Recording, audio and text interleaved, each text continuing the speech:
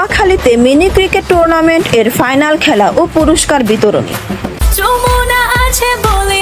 Jamuna refrigerator, খাবার fresh তো life জম্পেশ। ক্রিয়ায় শক্তি, ক্রিয়ায় বল, মাদক ছেড়ে খেলতে চল, এই স্লোগানকে ধারণ করে নোয়াখালীর দক্ষিণ ঘোষকামতা লোদারপুল স্পোর্টিং ক্লাব এর কমিটির পরিচিতি সভা ও মিনি ক্রিকেট টুর্নামেন্ট এর ফাইনাল খেলার পুরস্কার বিতরণ অনুষ্ঠিত হয়েছে। বুধবার রাতে সোনাইমুড়ি উপজেলা নাটেশ্বর ইউনিয়ন লোদারপুল স্পোর্টিং ক্লাব এর সভাপতি খলিলুর রহমান খলিলের পৃষ্ঠপোষকতায় ফাইনাল খেলার পুরস্কার বিতরণ করা হয়।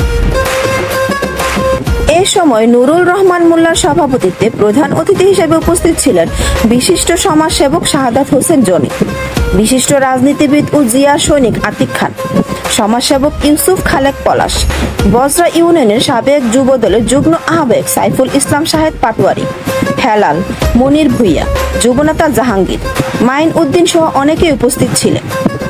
পরে বিজয়ীদের মাঝে পুরস্কার তুলে দেন লোদারপুল স্পোর্টিং ক্লাবের সভাপতি খলিলুর রহমান খলিল সহ অন্যান্য ব্যক্তিরা। ASP news desk. এএসপি নিউজের সাথে থাকার জন্য ধন্যবাদ। সাবস্ক্রাইব করে সাথে থাকুন।